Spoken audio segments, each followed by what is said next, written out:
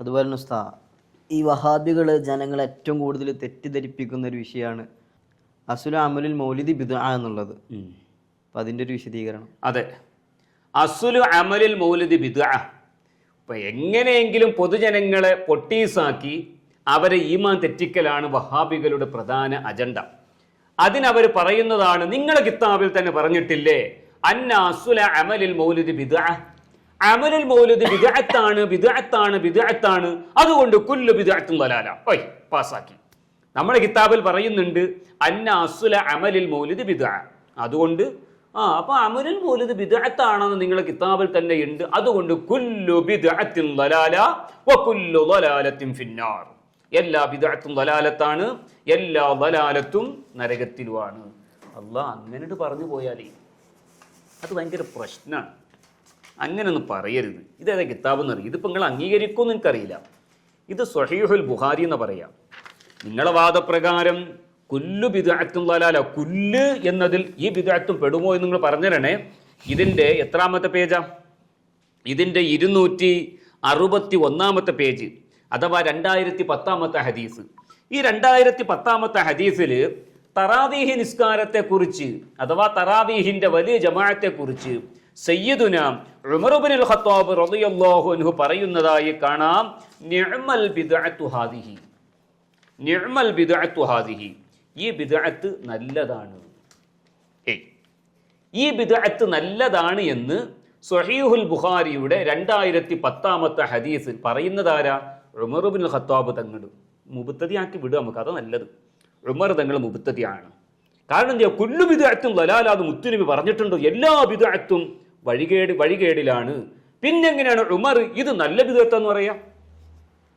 ഞങ്ങൾക്ക് ഉമർ ഇബ്നുൽ ഖത്താബ് തങ്ങളെ നേതാവാ, ഞങ്ങളെ നേതാവാണ് സയ്യിദുന ഉമർ ഇബ്നുൽ ഖത്താബ്, അമീറുൽ മുഅ്മിനീന സയ്യിദുന ഉമർ ഇബ്നുൽ ഖത്താബ്. അപ്പോൾ കുല്ലു ബിദ്അത്തും ദലാല, ആ വാദം ശരിയല്ല എന്ന് അപ്പോൾ തന്നെ മനസ്സിലായില്ല. അതിൽ എന്തൊക്കെയോ ഇമാമിയങ്ങളുടെ ഒരു കൂട്ടിച്ചേർക്കലുകളൊക്കെ വേണ്ടി വരുന്നു എന്ന് മനസ്സിലാകുന്നുണ്ടോ ഇല്ലയോ? കുല്ലു ബിദ്അത്തും ദലാല, അത് അങ്ങനെ തന്നെ, അപ്പുറമില്ല ഇപ്പുറമില്ല, എല്ലാ ബിദ്അത്തും ദലാലത്താണ് എങ്കിൽ സ്വഹീഹുൽ ബുഖാരിയിൽ നിഅമൽ ബിദ്അത്തു ഹാദിഹി എന്ന് തറാവീഹിന്റെ വലിയ ജമാഅത്തിനെ കുറിച്ച് ഇത് നല്ല ബിദ്അത്ത് എന്ന് എന്തിനാ പറഞ്ഞത്? അതെ, അത് മനസ്സിലാക്കിക്കൂടി. എന്താണ് ഞാൻ തുടക്കത്തിൽ പറഞ്ഞു, ഞങ്ങളെ ഇമാമിയങ്ങള് നുണ പറയുന്നവരല്ല, റെക്സോണ സോപ്പിന് വെയിറ്റ് ചെയ്യുന്നവരല്ല, ഞങ്ങൾ ഉള്ളതുപോലെ പറയുന്നവരാ. എന്താ? ഈ കാലഘട്ടത്ത് കാണുന്ന രൂപത്തിലുള്ള നബിദിനാഘോഷം അത് മുത്തുനബിയുടെ കാലത്ത് ഇല്ലായിരുന്നു സ്വല്ലല്ലാഹു അലൈഹി വസല്ലം. പിന്നെയോ അത് പിൽക്കാലത്ത് വിപുലമാക്കി പ്രാമാണികരായ പണ്ഡിതന്മാർ ഉണ്ടാക്കിയതാണ്. അതുകൊണ്ട് തന്നെ അത് ബിദ്അത്തുൻ ഹസനയാണ്, നല്ല ബിദ്അത്ത്. ഏതുപോലെ തറാവീഹ് നിസ്കാരത്തിന്റെ വലിയ ജമാഅത്ത് റസൂലുള്ളാഹി സ്വല്ലല്ലാഹു അലൈഹി വസല്ലമ തങ്ങളുടെ കാലത്ത് ഇല്ലായിരുന്നു. അതാർക്കറിയാത്തത്? ഒരൊറ്റ ഇമാമിന്റെ കീഴിൽ എല്ലാ മഅ്മൂമീങ്ങളും പങ്കെടുക്കുക എന്ന വലിയ ജമാഅത്ത് റസൂലുള്ളാഹി സ്വല്ലല്ലാഹു അലൈഹി വസല്ലമ തങ്ങളുടെ കാലത്തില്ലായിരുന്നു. അത് പിന്നീട് ഉമർ ഇബ്നുൽ ഖത്താബ് തങ്ങളുടെ കാലത്ത് വന്നപ്പോൾ അതിന് പേരിൽ ഭാഷയിൽ അതിനക്ക് ബിദ്അത്ത് എന്ന് പറയുന്നു.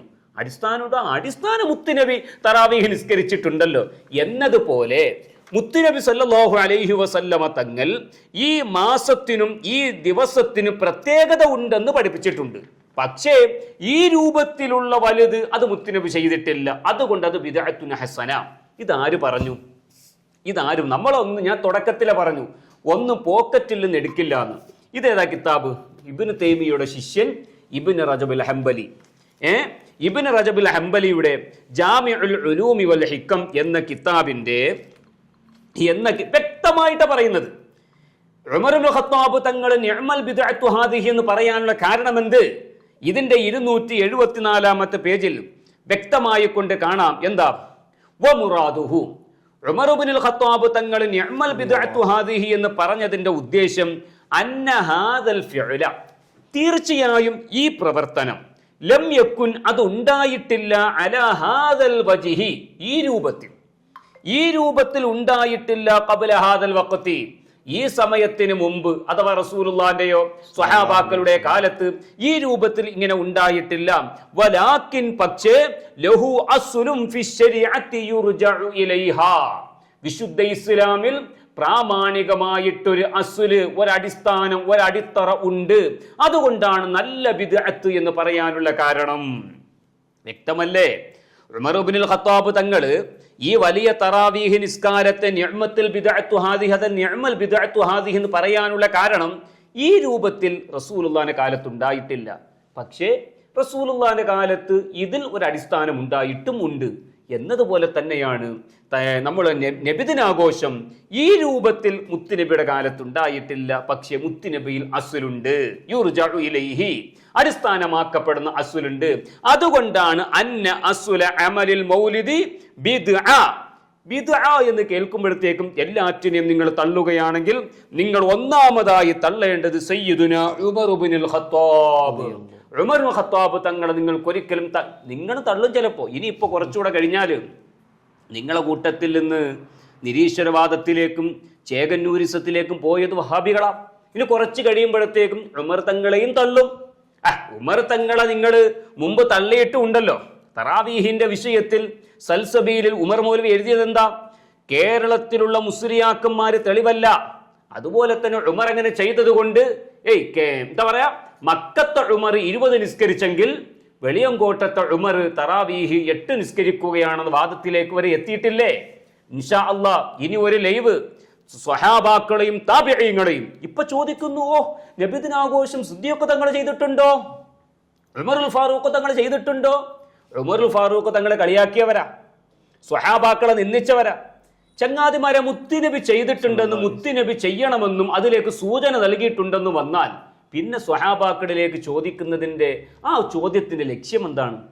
പണ്ടാര പറഞ്ഞതുപോലെ 25 സ്വഹാബാക്കൾ ചെയ്ത് 25 സ്വഹാബാക്കൾ ചെയ്തു എന്ന് സ്ഥിരപ്പെട്ടതിന്റെ ശേഷം പിന്നെ ഒരു മൗലവി ചോദിക്കും, ശരി ആ 25 പേര് ചെയ്തത് അവിടക്കട്ടെ, ചെയ്യാത്ത ഒരു സ്വഹാബിയുടെ പേര് കൊണ്ടുവന്നിട്ട് അനസങ്ങൾ ചെയ്തിട്ടുണ്ടോ? അപ്പൊ 25 പേര് ചെയ്തത് അതവിടക്കട്ടെ എന്ന്. അനസങ്ങൾ ചെയ്തിട്ടുണ്ടോ? ഇനി അനസങ്ങൾ ചെയ്തത് കൂടി പറയുമ്പോൾ അതവിടെ നിൽക്കട്ടെ, അബൂ ഹുറൈറ റളിയല്ലാഹു അൻഹു ചെയ്തിട്ടുണ്ടോ? നിങ്ങളെ ചോദ്യത്തിന്റെ പോക്ക് എങ്ങോട്ടാണെന്ന് അരിയാഹാരം കഴിക്കുന്ന ആർക്കും ബോധ്യമാകുന്നതാണ്. ഏതായിരുന്നാലും അന്ന അസ്ല അമലിൽ മൗലിദി ബിദ്അ എന്ന കിതാബിൽ ഉദ്ധരണിയിൽ അതിന്റെ അടിസ്ഥാനം ഈ രൂപത്തിലാണ്.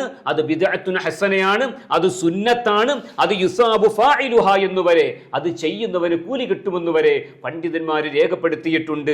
അത് വലാലത്തിലേക്ക് നിങ്ങൾ തള്ളുകയാണെങ്കിൽ സ്വഹീഹുൽ ബുഖാരിയിലെ ഹദീസും തള്ളേണ്ടി വരും, ഉമർ ഇബ്നുൽ ഖത്താബ് തങ്ങളെയും തള്ളേണ്ടി വരും. അല്ലാഹു കാത്തിരക്ഷിക്കുമാറാകട്ടെ.